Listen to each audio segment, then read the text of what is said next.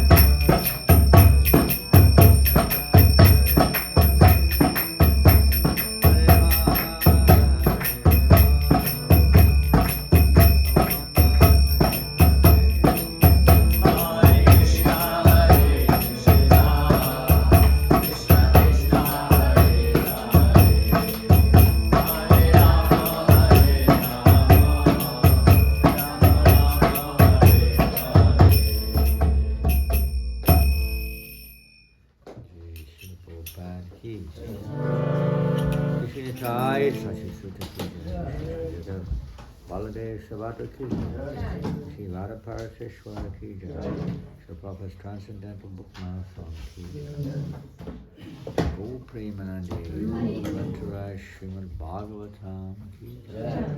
All glories to the assembled devotees. All glories to Sri Guru and Ganga. All glories to Sri Prabhupada.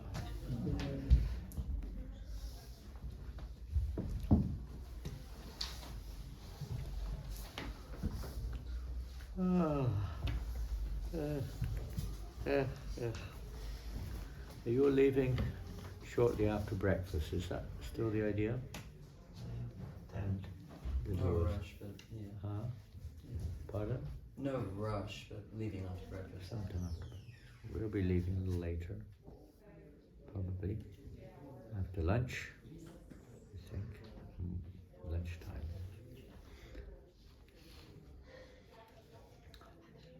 Which verse is it? Number 12 or what? Om Namo Bhagavate Vasudevaya. Om Namo Bhagavate Vasudevaya. Om Namo Bhagavate Vasudevaya. Om Namo Bhagavate Vasudevaya. Om Namo Bhagavate Vasudevaya. Om Namo Bhagavate Vasudevaya. Text number 12, 8th canto, chapter 9, text number 12. The Lord incarnates as Mohinimurti. Translation, verses on the board. Yeah.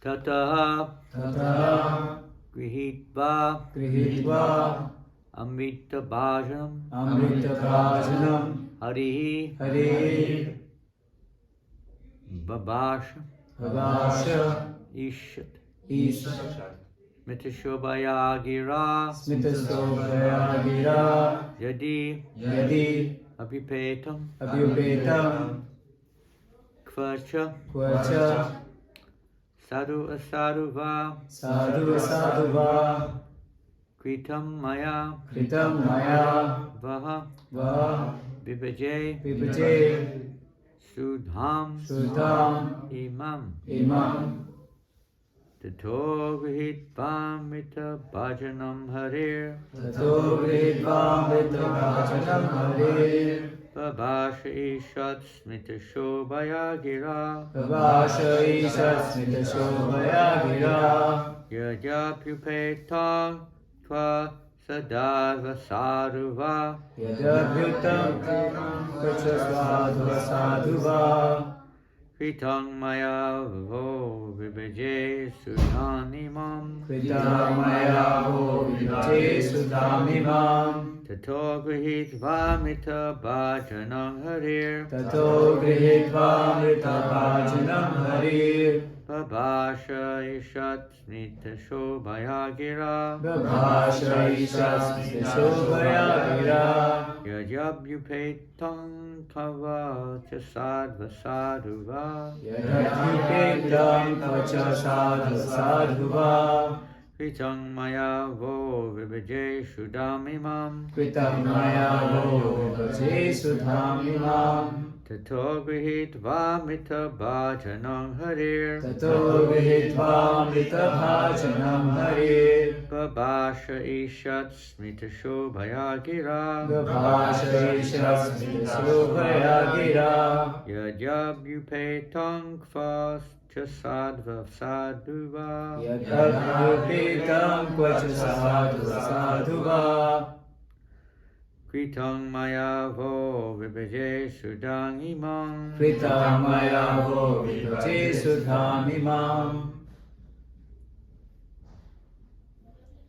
Tato Gridvamrita Bhajanam Harir Tato Grihitvam Bhajanam Harir Baba Chahicha Smita Shobhaya Gira Bhavasha Isha Smita Shobhaya Gira Yadi Abhyupetam Kacha Sadhuva Sadhuva Yadabhyupetam Kvacha Sadhuva Sadhuva Kritam maya vo vibaje sudamihimam. Kritam maya vo vivache sudhamimam. Tato grihitva bhajanam harir. Tato grihitva bhajanam harir. Bhashayishat smita shobhaya gira. Prabhasvaisha smita subhaya gira. Yadyap yuphetam kvacha sadvasaduva. Yadabhyupetam kvacha sadhu sadhuva. Kritam maya vo vivaje sadam imam. Kritam maya vo vivache sudhamimam.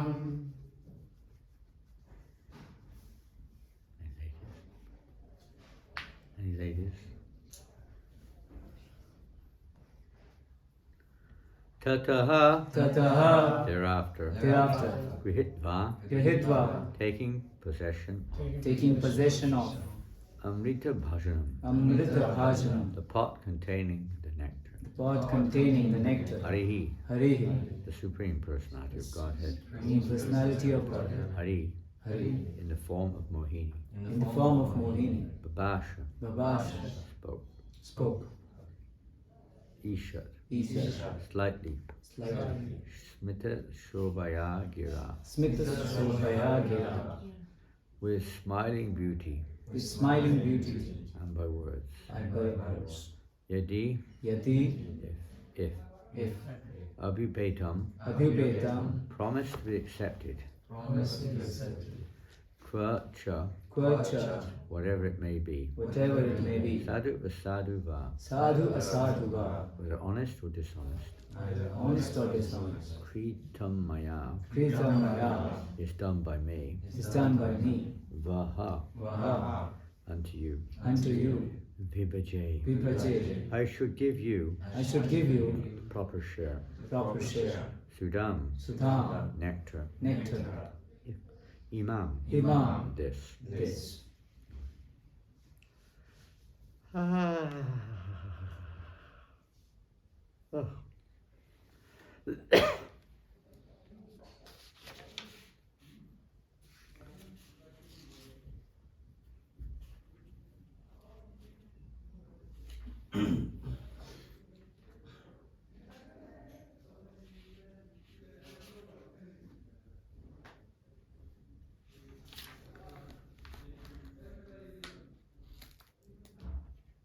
The door can be closed or asked them to shout a little quieter, please. I'm sure they can shout a little quieter than that.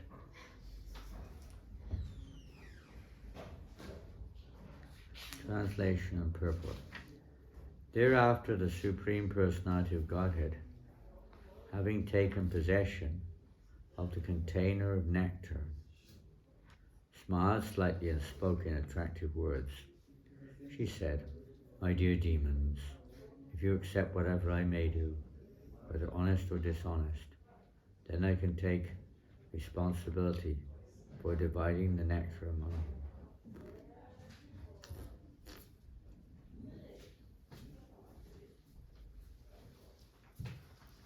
Purport. The Supreme Personality of Godhead cannot abide by anyone's dictation. Whatever he does is absolute. The demons, of course, were deluded by the illusory potency of the Supreme Personality of Godhead. And thus Mohinimurti got them to promise that wherever she would do, they would accept.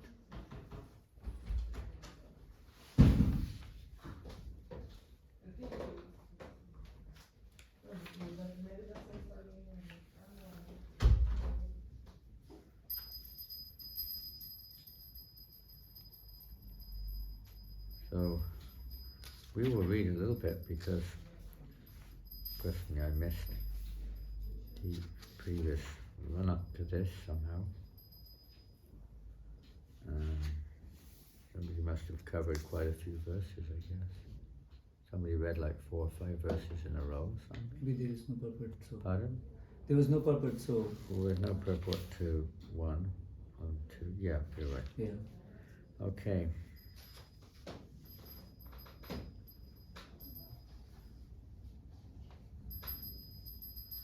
So we'll go back a little bit here. The demons. Well, we'll read the whole chapter. There's only a few verses here. Thereafter, the demons became inimical toward one another. Throwing and snatching the container of nectar, they gave up their friendly relationship. Meanwhile, they saw a very beautiful young woman coming forward toward them. Upon seeing the beautiful woman, the demons said, "Alas, how wonderful is her beauty! How wonderful the luster of her body! How wonderful the beauty of her youthful age!" Speaking in this way, they quickly approached her, full of lusty desires to enjoy her, and began to inquire from her in many ways. "O wonderfully beautiful girl, you have such nice eyes, resembling the petals of a lotus flower. Who are you? Where do you come from? What is your purpose in coming here? And to whom do you belong? O you, whose thighs are extraordinarily beautiful." Our minds are becoming agitated simply because of seeing you. Or to speak of human beings, even demigods, demons, siddhas, Gandharvas, Charanas, and the various directors of the universe, the Prajapatis, never touched you before. It is not that we are unable to understand your identity. O beautiful girl with beautiful eyebrows, certainly Providence, by its causeless mercy, has sent you to please the senses and minds of all of us. Is that not a fact? We are now all engaged in enmity among ourselves because of this one subject matter, the container of nectar. Although we are being born in the same family, we are becoming increasingly inimical. O thin-waisted woman, who are so beautiful in your prestigious position, we therefore request you to favor us by settling out a dispute. All of us, both demons and demigods, have been born of the same father, Kashyapa, and thus we are related as brothers. But now we are exhibiting our personal prowess in dissension. Therefore, we request you to settle our dispute and divide the nectar equally among us. Having thus been requested by the demons, the Supreme Personality of Godhead, who had assumed the form of a beautiful woman, began to smile. Looking at them with attractive, feminine gestures, she spoke as follows. The Supreme Personality of Godhead said, in the form of Mohini, told the demons, "O sons of Kashyapa, I am only a prostitute. How is it that you have so much faith in me? A learned person never puts his faith in a woman. O demons, monkeys, jackals, and dogs are unsteady in their sexual relationships and want newer and newer friends every day. Women who live independently, seeking new friends daily.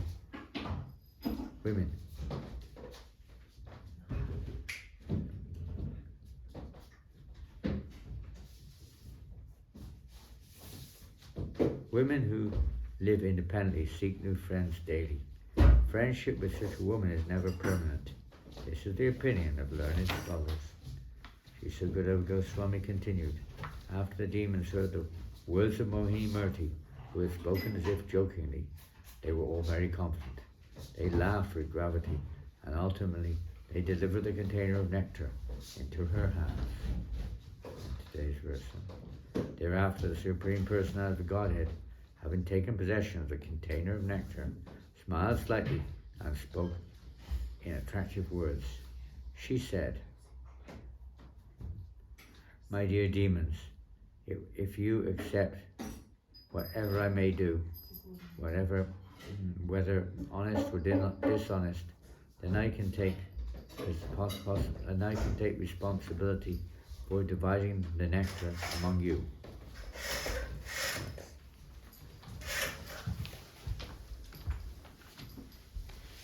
And the Lord is absolute. He's not obligated or, let's say, he's independent of any features or factors or considerations of this world. He can do absolutely as he likes. He's not in any way controlled by anyone. He may be controlled by the love of his devotees. Another discussion. Otherwise you're completely sparat, totally independent. There's a big yes, sparat. Completely beyond and above this material world, all-knowing and completely independent. Not affected by anything of this world. Most of our decisions which we make are related to the expected outcome and the expected response of those around us. Of course, people are controlled entirely by the modes of nature in another sense, but if the intelligence is all at all working, then we tend to consider, well, if I say that, I'm going to get in trouble, or this, that, the other. If I give this person this, then this is going to be the result, etc. We tend to analyze. The intellect tends to try to rationalize, analyze, that the Lord has no, he can do that, of course. He appears to do that on occasion, just like when the cowherd boys and Krishna the cowherd boys were faced with Aghasura demon. What to do, dilemma. Krishna was appeared to be perplexed, it's all part of his pastime. For people in general, it's a challenge what to do. Everybody wants the nectar, but sometimes we don't know what to do to get it. It's a dilemma. The demons, in this case, what the material world is very constructed in such a way, with Mohinimurti. Interesting, the Supreme Personality of Godhead said, she said, the Lord is neither male nor female in one sense, although Purush means male. But in reality, he's not, at least not from the point of view of our perspective. He's neither male nor female. He's everything. He's the source of everything also. Mystical nature of Godhead. So generally he's understood to be male, but here he's taking a female form for pastime reasons to bewilder everyone. It's a very most beautiful form. Obviously the Supreme Personality of Godhead can manifest the most beautiful form of a woman, more beautiful than any other form that exists. And the demons by nature are generally attracted to sex life. The whole material universe is, but particularly the demons, they're very attracted to her and really wanted to enjoy with her.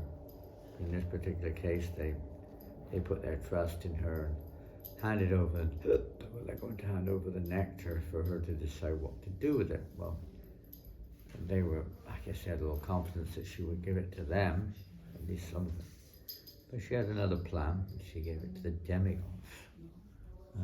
She tricked them. A person can easily be tricked like this. Materiality is very expert. Tricks the living entity into thinking this is going to make you happy. This is going to solve your problems, fulfill your desires, you name it. It's the nature of Maya. This material energy is very hard to overcome, as we know. Very hard to overcome the material energy of the Lord. Most people, they don't try to overcome it. They try to overcome it in a different way. You could say they try to control it. They try to exploit it. They try to enjoy it. And thus they become conquered and controlled by the modes of nature. And then consequently their karma, etc. goes into play. And the Lord doesn't try to conquer material nature. He tries to utilize material nature for the service of Krishna, whatever it may be. The Lord doesn't aspire for this kind of nectar either. Both demigods and demons were anxious for the nectar, you could say, because they're fearful. One is fearful, and there's always a dissatisfaction there. One is always trying to, let's say, somehow or another, try to adjust to one's own sensual satisfaction. And everyone in the universe, up to Brahma, even at least up to Indra, there's fear to Brahma also a little bit. But Indra particularly is afraid of losing his position, he's insecure, all he's worried about is the enemies, the demons and so on, keeping his position. Living entities are afraid because they're afraid of keeping their position. The Lord doesn't have any such fear. He's not. He became God, or he's there for a certain period of time if he does his job well. If you do your job well, you carry on. But doesn't apply to God. He's the eternal principle. He's the original personality. So he's completely independent of these considerations of, I might lose my name, my good name. Bhagavad Gita, we see Krishna talking about that. One good name. Even in Mahabharata, we see sometimes Duryodhana makes even logical. Sometimes he appears to make decisions based upon his good name. What will people think of you? Or Kamsa, when he was killing the babies one by one when he came to Durga, seventh daughter. Sometimes he would consider the way people would think if he did what he did sometimes. So most people in the material world, they're afraid of the reaction, they're afraid of what will happen if I do this. And so on. And their decisions are not always based on intelligent analysis, shastric injunction, guidance from others. They're often driven by lust and envy and greed and so on, generally speaking. So their decisions lead to no good. They always lead to, it may appear to be nectar in the beginning, as we know from Bhagavad Gita, but turns to poison in the end. Horrible mode of passion. The demons are in the mode of passion, strongly coated with ignorance. They don't know their true identity or the nature of God or anything really. They know materialists. Listened to a lecture this morning at Prabhupada's describing how the materialists are so expert at making arrangements to try to be comfortable in this world. They use their intelligence. Prabhupada didn't say, yes, they're making gorgeous arrangements, but it's all for sense gratification, as we heard yesterday. We were not there in class yesterday. How what were we listening to? How this is all complete waste of time. Trying to make these adjustments in this material world, try to satisfy our senses in this way. This is simply a source of suffering. The intelligent persons, they don't waste their time in trying to either live a long life in this world, maintain their life, avoid death, get a better life in the next round, have a better body, or more facilities in this lifetime for material enjoyment, going to heaven or something. They don't waste their time in this, these obvious, because one knows all these various so-called pleasures, objects of pleasure, they're the sources of misery. They cause us unending suffering. Why? Because you have to lose them. When you become attached to something and you lose it, it's very disturbing for the living entity in this world. And this is based on the illusion. I think I had it in the first place, but we never really have anything in the first place. This is what's the basic illusion of everyone, even up to the demigods. They think that they are what they aren't. They think they're this position, or they think that this is ours, and I'm powerful, I'm in charge, or whatever it may be. Some element of that is there, and this naturally creates stress, fear of loss, and so on and so forth. Because they're in the world of duality, they also see friends and enemies. Friends are those who facilitate or supply one's needs, mental and sound and gross. And the enemies are those who disturb them, whether they are or not. But that's how basically it's seen. So friends and enemies based upon a material consideration. Where the devotee has no enemy,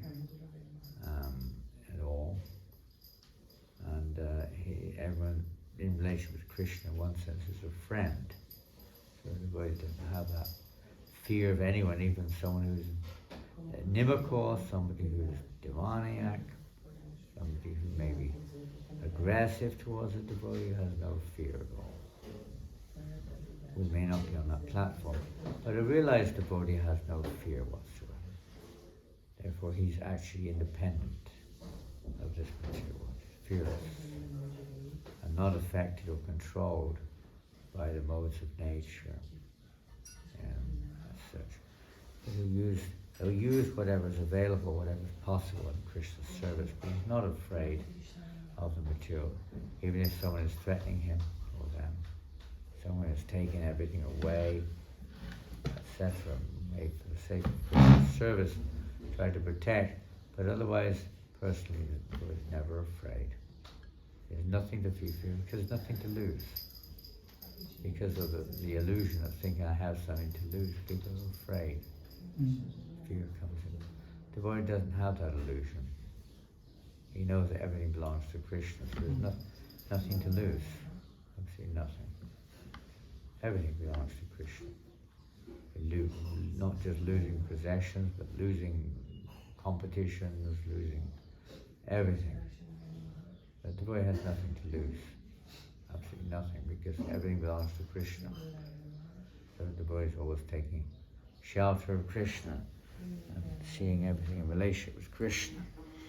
But the demons' difference is the demons don't. They see it in relation to themselves. Demoniac mentality more or less means to see things in relationship to oneself, to see others in relationship to oneself, how much they can fulfill my desires. So the demons are seeing Mohinimurti in that sense too, but because she's so beautiful, they're betwixt, and they're about to be cheated by Krishna in the form of Mohinimurti. We remember the pastime of Krishna when he stole Rukmini away and all the other suitors in Kundina in the Devaka, who was giving his daughter supposedly in marriage to Shishupal, but she was on her way to the Durga temple there. On the way back, Krishna kidnapped her. And right in the middle of all, but they were so bewildered by her beauty that their intelligence was bewildered. They didn't notice what was going on for a while, and it was too late by the time they realized what was happening here. They were so captivated by her beauty. And those in the male body are easily captivated by the beauty of one in the female body. I guess females are also captivated by those in male bodies. But those in male bodies are easy. Everything goes out when they say love knows no bounds. It overrides everything. Madness, even though it appears to be mad. We all have probably heard the story of Bilva Mangal Thakur, Tulsidas, similar story. How they were completely enamored by the so-called beauty of a woman, to the extent that in Bilva Mangal's case, he even didn't care about the Shraddha ceremony of his father. It was a wretched day weather-wise, and he went out to see Chintamani, his was literally called a prostitute, that was her job, but he fell in love with her, and he was madly trying to get her. On this day, the weather was terrible. They had to swim across the river. There were no boats. It was such bad weather, and he almost got, a crocodile. He didn't realize that he was holding on to a crocodile to cross the river, and he grabbed a stake to climb up the high walls of Chintamani's compound, and eventually he reached there, all soaking wet, cut, bruised and everything. And she was astonished to see, my God, what is this? If only she was like acting as the Bhatma Pradashaka Guru of Bilva Thakur. And they said, if only you had as much attraction towards Krishna as you do towards me, your life will become perfect. So it sunk into his heart, and he took up Krishna consciousness, case of Tulsi Das, usually, at least the movies depict that, she shows him the object of his loving affection. This beautiful lady shows him the real truth of what is this body anyway. A bag of bones and flesh and mucus and muscles and bits and pieces. Absolutely ugly. Not only ugly, but very scary, fearful. People are scared to see a body, especially when it's been opened up with blood and things all over the place. They're scared to see skeletons.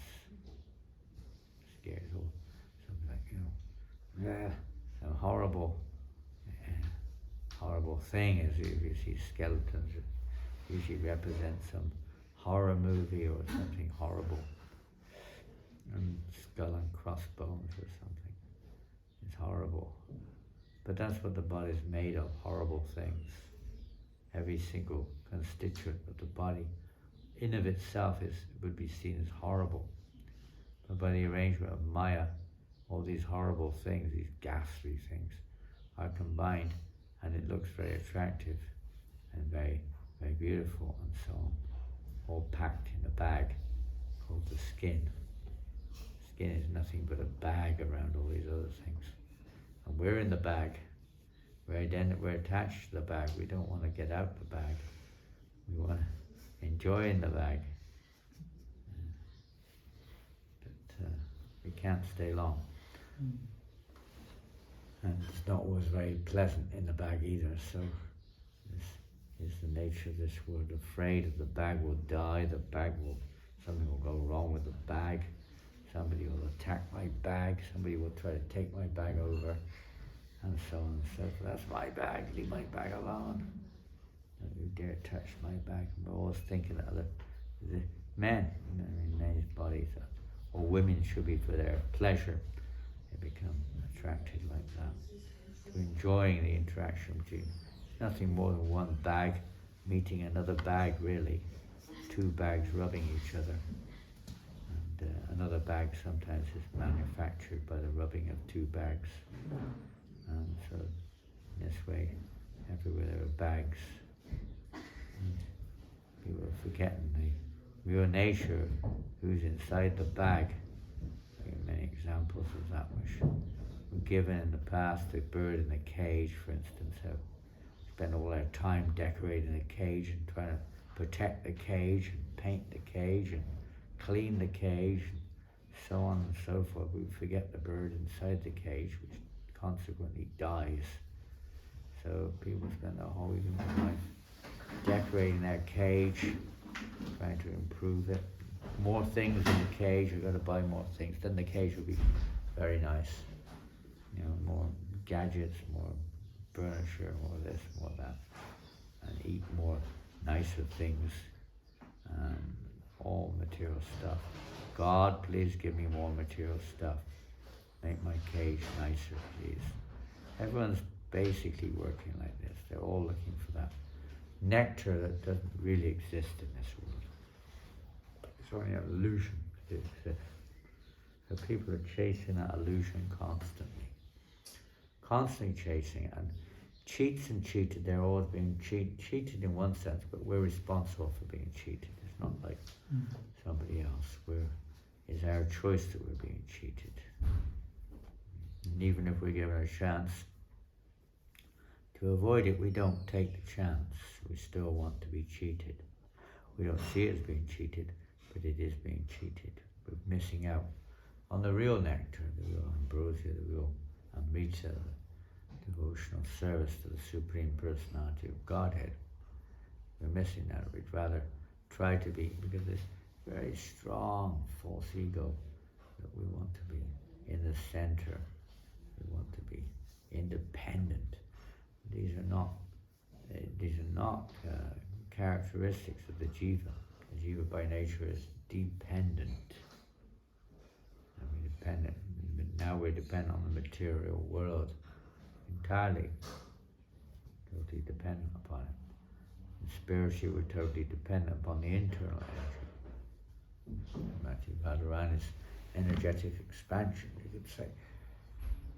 we're totally, by nature, we're dependent. Independent, word of independence can be used in terms of our misuse of our independence. Our independence that really has a borderline choice between taking shelter of the internal energy or taking shelter of the external. We make that choice. That's our responsibility. Once we take shelter of the external energy, you can't start. You can, people do, but there's no point start complaining about this, that, and the other. We made the choice to get in the ocean. You expect it to be, what it is. You got on a boat. You expect the boat's going to rock up and down. Well, we made that decision. That's our responsibility. But people don't take that responsibility. They don't, generally speaking, take that responsibility. They're always, either there's no cause whatsoever. It's all by chance, or God is to blame for this, or other people to blame for this. We always tend to put that responsibility on others. But we, devotional devotee takes responsibility. That, we are in a situation we're in because of our own, misbehavior, whatever it may be. Doesn't blame others. Try to make some, cover things over, adjust, or whatever it is. Become an atheist. All various results of being frustrated and fear and defense. Usual reaction to fear is to try to defend oneself. So at this point of time, the demons are feeling a little confident that Mohinimurti, captivated, they're thinking she's in love, they're in love, that she'll give them the nectar. But no, she's not going to give them nectar. They didn't realize that she is their enemy. She is, from their point of view, not from Krishna's point of view, but the enemy, the one who's, supports the demigods. Avowed enemy is Vishnu in disguise, a woman, tricking the demons like this. And the demigods are also, you could say, enamored, but they're also, at least they're doing the job. They're doing what Krishna asked them to do. They're doing a particular job. Some of them are pure devotees. But basically they're all a little bit, lusty, a little bit affected by Mohinimurti's presence. All around us we see perverted reflections of Mohinimurti. So we have to be careful that we don't think that this is going to be the source of nectar. And from here I'll get the nectar, and we think she'll give me the nectar. And we'll be careful. Yes, subject matters. A little eye-opener, even in this case, later on we'll see Lord Shiva was attracted by Mohinimurti. She's Krishna. Krishna is all attractive, so everything's attractive. In one sense, you could say there's nothing wrong by being attracted to Krishna. It's without the proper understanding. And in another sense, everyone's attracted to Krishna. Even the material universe is a form of Krishna. So everyone's trying, but they're trying to enjoy for themselves. This particular expansion of Krishna, the material energy, they're trying to enjoy it for themselves, not with Krishna. Krishna's not in the picture. It's not even one for you, one for me. It's all for me. It's all for me. It's all mine. Some people are very greedy and very, when they don't get their way, they become angry. They become very angry. Okay, we're going to finish there because we have to leave today. We are extremely tired and we have to take some rest. So, are there any questions by Bhavaprabhu? Sure, Maharaj. So, Maharaj, you sang a song 4 days back, Shirupa Manjaripada. So, in that song, it was told that we should, again and again, it was told that we should have complete dependence on Rupa Goswami or the spiritual master, Lotus feet. And in today's class, you were, and personally in my study, I feel that this is one of the conclusions of the Shastras, to have complete attachment to the spiritual master. And in the lives of hippies, we can see in the Shastras, we can see so many examples that Prema Bhakti jahan hoite avidya vinasha jayate. So now how to develop it? Because we are I can say for myself that material energy is so strong, I'm not so sincere, and time is so less, and even Brahma is getting attracted to. So what is the hope and how to develop? Hope is this, but how to develop this? Yeah, hope against How do you develop hope, it like, Shaban. in your life? It's mercy. Everything depends upon mercy. The mercy of the Lord coming through Parampara. That realization that we're basically helpless. Babies crying for their mother. They have no other shelter. The child is not very developed in intelligence, so they don't have many other, let's say, aspirations, but they're completely dependent upon their mother for everything, basically. The body works, but other than that, eating, everything, facilities, everything depends on protection, everything depends upon the mother. So that mentality, which is in a mature stage of human life, of course, we're expected to take responsibility also, but ultimately how to become completely dependent upon the Lord, not captivated, how to come to that point of Sarvadharma Parityagya. You mentioned the spiritual master, of course, just now, in the beginning, in a sense, whether we say the spiritual master or the spiritual masters, dependent upon the line or the shelter of the pure devotees of the Lord, how to come to that point. Well, we could look at it from the absolute point of view or from our perspective. From the absolute point of view, we could say it depends entirely upon the mercy of the Lord.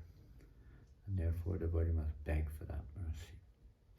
Must be consciously praying for the mercy of the Lord, knowing that we have no other shelter. And that's, generally speaking, the practical side of it is we chant as much as you can. Keep chanting, don't just mechanically chant, chant more wherever we are. That will help protect us from this danger of being captivated by the material energy. Keep chanting, keep chanting, keep chanting.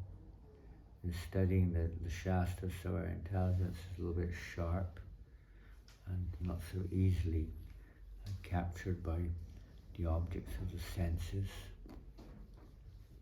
We have to strengthen our intelligence so that we're not so vulnerable to the material energy, and purify our consciousness, and we'll come to the point where you'll feel like spitting at the very thought of sense gratification, whether man or woman.